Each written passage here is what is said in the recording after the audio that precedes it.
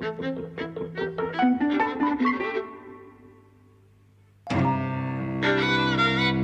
and welcome to Eavesdropping at the Movies. I'm Mike. And I'm José. And we've just come back from Birds of Prey.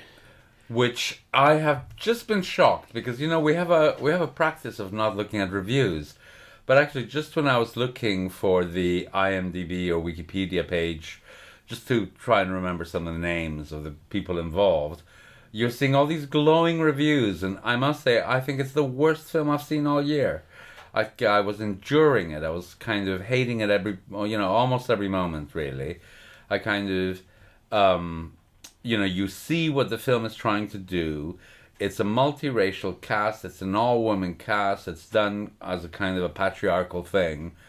But it's completely tone-deaf and ugly, and the action sequences don't work. Give me what you think about it being tone-deaf. Because that's not a word I would say it's got no tonal ability or agility or sense, but tone-deaf? Tone-deaf, by that I mean that you could see what they're trying to do, for example, with the Ewan McGregor character. Yeah, that it's meant to have like this quirky sense of humor. The things are meant to be funny in a kind of an exaggerated, gross, turntable way, turning things upside down. Yeah, and it just doesn't work. But what I would associate with the word tone-deaf would be tasteless. Do you think it's tasteless? Because that's not no. So To me, tasteless means something different than tone deaf. Yeah. Tasteless means, well, that's got no taste. Yeah, or that it's gross. Yeah. Tone deaf means that this is a film that's relying on a particular type of humor, and the film is not achieving it. Yeah. Right. But you could see that it's trying to, and it's working. The scenes proceed as if it's achieved it, but it just hasn't. Yeah. So I think that's why I agree with that. It comes to points where it's obvious that a joke is being made and it just dies. Falls flat, So I think it's tone deaf. Yeah. Yeah, that's what I mean by it. Yeah. And I found it painful to watch. I thought it was like an endurance test for me, right? Like I think if I hadn't been with you, I probably would have walked out, which I would have regretted, because I think the extent of the film's feminist project, if one can call it that, didn't reveal itself to me until the end. Where they all team up? When they all team up, and it's an all-woman thing against, the corrupt, violent patriarchy, right? But it's so badly done, I just kind of can't get behind it. It has no sense of style or tone, I suppose, as you say. Like, there were moments that made me laugh. I quite like the thing with the sandwich early on, and her whole thing in that police chase is that she wants a sandwich, and then they have that slow motion shot where she loses her sandwich and it's tragic. I quite like that. There were bits and pieces that kind of worked on me, and actually there was a long take shot early on where you're introduced to the crossbow killer, the Huntress character, yes. And the scene is of a group of people she's killed. And in this single take, it goes back and forth between the police officer looking over the scene and the actual scene in progress when she was killing them, which I thought was quite effective. Maybe this is all very early on, so I thought maybe there'll be something to this, and it all falls very flat very quickly. It's a real problem because Margot Robbie's quite wonderful in a way, I think, actually. Like, if she had been doing exactly the same thing, but for another director, it would have been brilliant. I mean, she herself is wonderful, I think. And the same with Ewan McGregor. I think he's giving a really good performance. But he's giving it in a context where it falls flat. Like, he's giving it in a vacuum, right? So kind of nothing seems to work. I think the film really lets down those performers, really. In another film, the same performances would have been, much more effective, much more brilliant, much more delightful. She's very charismatic, she's a real star, but actually I think she's let down. I think some of the costumes that she wears are so unattractive and so ill-fitting, and so even on that level, I think it's kind of terrible. And then to have Rosie Perez, I think I nudged you or something. As soon as I saw her face, I thought, ooh, Rosie Perez, I love her, right? To have, like, the fantastic Rosie Perez in a film and not give her a single joke or a single funny moment or a single bit of humor, right? Which is, what everyone expects of her and what she's so great at achieving is almost a crime. And actually, I think the casting is so poor. There's not a single memorable bit or a single memorable supporting character. Actually, even some of the starring parts. Yeah. You think, is that the best casting you could have done for the Black Canary or the Huntress? It's unimaginative at best. And I also think the director doesn't have any ability to work with actors. I don't think she can get effects out of them that you would want. No. And whatever Margot Robbie is bringing to it is stuff that she already brought to Suicide Squad. Yes. That was kind of pre-existing in the character. Whatever Ewan McGregor's bringing to it is pretty obvious. Yeah. I don't think there's an imaginative spark in it, really. No. In his performance. The fight scenes were terrible. Yeah. All the action scenes were terrible. They just lacked imagination. I quite liked... No, I would disagree with two of those. I quite like the fight with the baseball bat, which was set to Black Betty. It's partly the music does the work for you, but I was tapping along to that. I quite like that. Some of the choreography there worked for me. Well, I hated it.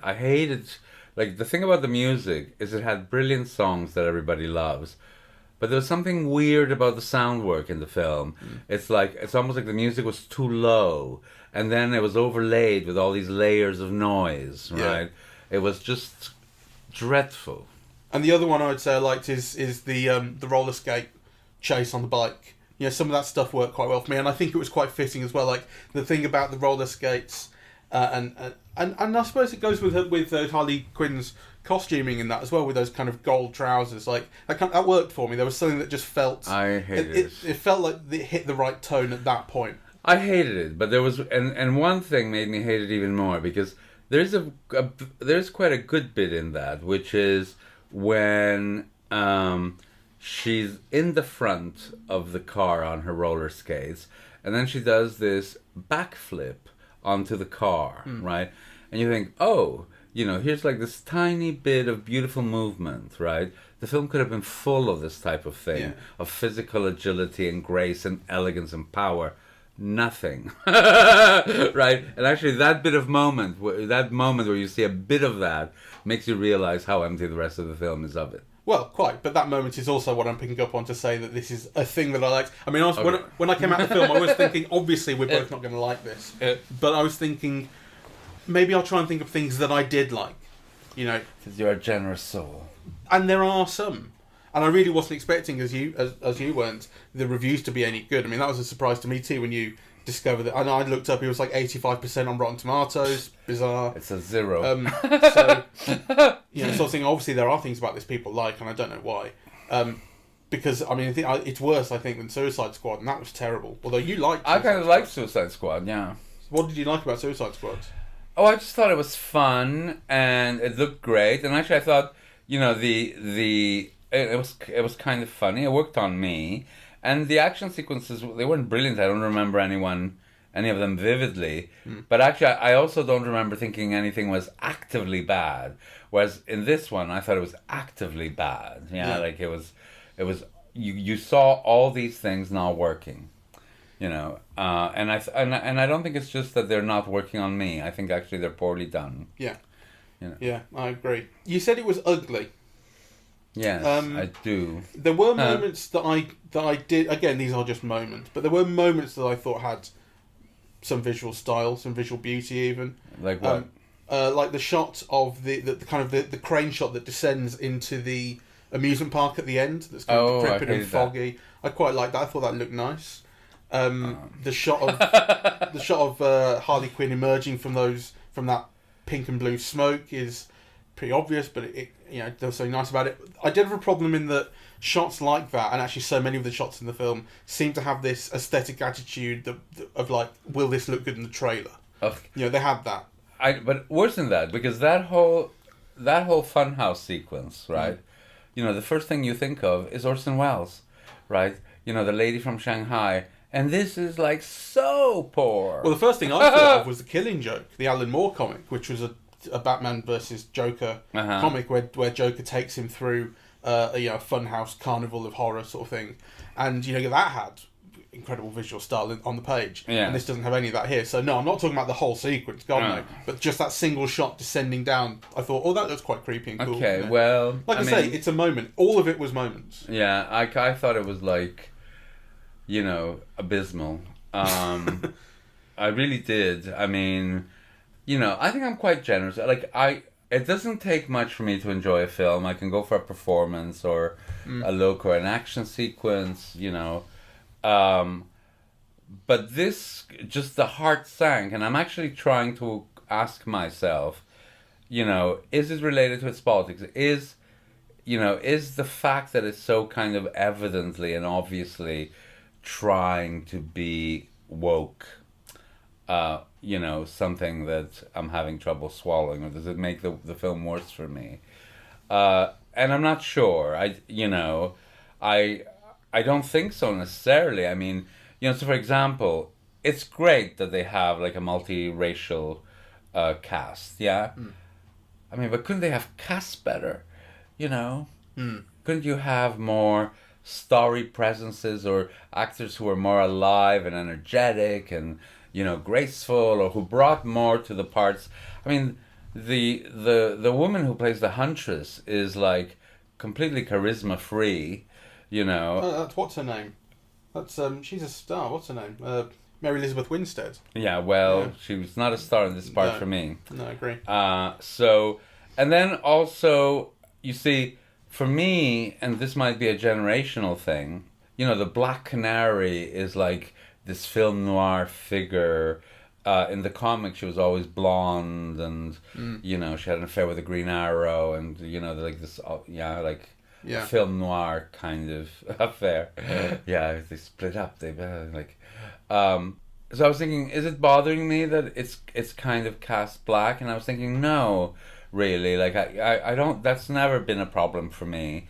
I just think that the qualities that you associate with the Black Canary, which the film goes for, right? They have her singing in a nightclub and so on, but you don't have like this slinky sexual. Right. And okay, maybe they don't want a slinky sexual presence, but what have they replaced it with? So I just. Well, what have they replaced it with? I mean, the answer to that question is not a lot, really. She's a kind of a fighty woman, and she will stand up for other women. She stands up for Harley Quinn, but she's a bit of a blank, basically. Yeah, I mean, and they're all blanks, actually. It's so bad. It's all in the execution for me, I think, because there is some conceptualization, as you say, of a kind of feminist project here. So connecting these 5 women, basically, well, connecting some of them is this patriarchal kind of background. So Harley Quinn starts off having broken up from the Joker. Yes. But she hasn't told anyone because in navigating Gotham City, she finds that she can get away with anything because people still think that Joker is protecting her. Yes. So she hasn't told anyone. That everyone's scared of him, not her. The cop, played by Rosie Perez, there's always thing about how she's a very good detective, but she was looked over for a promotion because her male colleague got the credit, he got the promotion. It happens again at the end. So she is fighting this patriarchal system. I don't think you get any sense of this with the little kid. That she's surviving in a patriarchal world. Well, but you kind of see, you do hear her father beating up her mother as she's waiting by the stairs, don't you? Yes. So there's an that. element. Yeah. But that's quite a powerful element. Yeah, maybe. Fitting in with your theme. I mean, this is what I was thinking about. Like, it kind of does, but also in her day-to-day life, like, I don't think you see any of this. She's just getting on pickpocketing. She's getting on pickpocketing because, she lives in an abusive family where her father beats up her mother, or some man is beating up her mother. It's fair. I felt it could have been stronger, but it is. Yeah, fair. okay.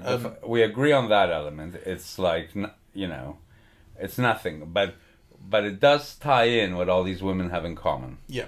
The Black Canary, as you say, singer in Black Mask's nightclub, and he, generally speaking, is abusive, enjoys his power, uses his power over women in awful ways, but also his power over men. But you do see it specifically in the context of what he does to women. It's gendered, yeah. He gets off on terrorizing women in a sexual way. Yeah, when he makes the woman which is dance about power. and strip. That's Yeah, right. exactly. But actually, none of that. I mean, even that isn't very well done. I mean, I was kind of cringing at the way that it was done, rather than cringing at what was happening. This is exactly what I'm saying. It all comes down to the execution, because the idea is there, and the other one, the Mary Elizabeth Winstead character, the Huntress, it's weakest with her. She has a personal vendetta against the men who killed her family, and they are men, but it's not a gendered thing. It's about that diamond and money. Yeah, that's what that comes down to. So I don't think that's really a part of it. I mean, she's a mafia princess, so. But when they're in that helter skelter, whatever it is at the end, and they realise we've got to work together because they're going to kill us all. You feel like if this has been done properly, if we've had the background really executed well, then this is going to feel like a moment where they are fighting not just for themselves and for their lives, but for an ideology. That's kind of what this should be heading towards when they all team up. That's what this should feel like. It should feel triumphant in some way. And it really doesn't at all. And I think it's partly that it hasn't put in enough of the work. And I think it's also that I think Margot Robbie actually really ruins that particular scene by pitching in with funny little asides and all the rest of it. Yeah, but that's not Margot Robbie. Well, no, it's not. No, I mean, Harley Quinn then ruins the scene. Well, it's the way that it's written and directed that ruins the scene. That's what I mean. But so like it obviously is trying to build this kind of framework of patriarchal subjugation and breaking out of it and all that kind of thing. But it's at best half baked. Yeah, I think that's putting it quite generously. Yes, it's underbaked. I think it's the worst film I've seen all year. Yeah. And I wish it was better. Yes. I mean, it should be full of... I mean, I didn't have high expectations because I didn't like Suicide Squad. I didn't like the look of this from the trailers. But, I mean, even so, you think, why is it so bland? Yes. It's so heavy-handed and tone-deaf and rhythmically... it has the opposite of rhythm. It's kind of... the action scenes don't flow. The stunt concept don't work for me. So that bit where she goes in with this huge bullet type thing, and one of them throws glitter and the other one throws, other beanbags. Kind of, it could have been marvelous, like kind of the concept could allow for it to be marvelous. I mean, they could have done something visually with all the glitter, but they don't. So she throws glitter and, hits, socks a cop in the eye and he falls. I mean, it's really like a visually nothing, really. And also, it jumps back and forth at that point, because at that point, she goes to the police station looking for this girl, and she's got the gun and the beanbags, and she starts blowing stuff up and shooting people. But you don't actually know why she's there at that point. And I wasn't even sure it was a police station at that point. I was like, so what's going on here? And then, as if to say, we know that we're being incoherent, the film pauses, the voiceover comes in, oh wait, I need to go back 3 weeks to explain why we got here. I hate that. You can't, for God's sake. You know what I mean? You're going, well, why can't you just tell me the story in order? Yeah. Because actually, the backtracking didn't do anything. No. So it wasn't as if it was changing the preconception that you already had. I think it's trying to be like, this is how a crazy woman would tell her story. It's trying to put you, I think, inside the kind of way that Harley Quinn thinks. And it just doesn't... It doesn't work. Yeah. And if she thinks kind of incoherently, well, I suppose it works because the film is incoherent. Yeah, but that's not... it doesn't have a good effect. No. Okay, shall we wrap this up? I mean, you can only beat a dead horse for so long. Yeah, it's very, very bad. Yes. It's the worst thing I've seen this year, so... As in since January 1st or since February last year? I was thinking like for the whole of the last year. I mean... I'm sure you'll correct me and, remember that there were times when I felt worse in the cinema. I mean, I'm not sure that did, to be fair. I think you probably bang on. Yeah. Do you think you had a worse time than you did in Bombshell the other week? Oh, yes. No, this was much worse, yeah. Okay.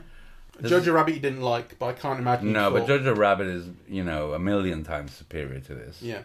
Maleficent 2, Mistress of Evil? I enjoyed that a lot. I enjoyed quite a bit of that, actually. though it wasn't good either. Neither Wolf Nor Dog. Which one was that? That was the American Indian story. That was pretty bad. That was pretty bad. But that at least had the excuse of being so low budget and practically homemade. This has no such excuse. That's true. This cost $85 million. So Yeah. And we've seen some other stuff. yeah. So yeah, it's about as bad as it gets. Yeah. So yeah, I can't recommend anyone sees it. No. It's rubbish. So Even if you like Suicide Squad, it turns out it's rubbish. yes, I think so. And you were going against the grain there, you iconoclast. Well, I got my comeuppance with this one. Thank you very much for listening. We are eavesdropping at the movies, and we are on Apple Podcasts, SoundCloud, YouTube, and Spotify. On social media, we're on Facebook and Twitter. Yes. And the website is eavesdroppingatthemovies.com. And we're going to see much better films soon, I'm sure. Yes. They can't all be great.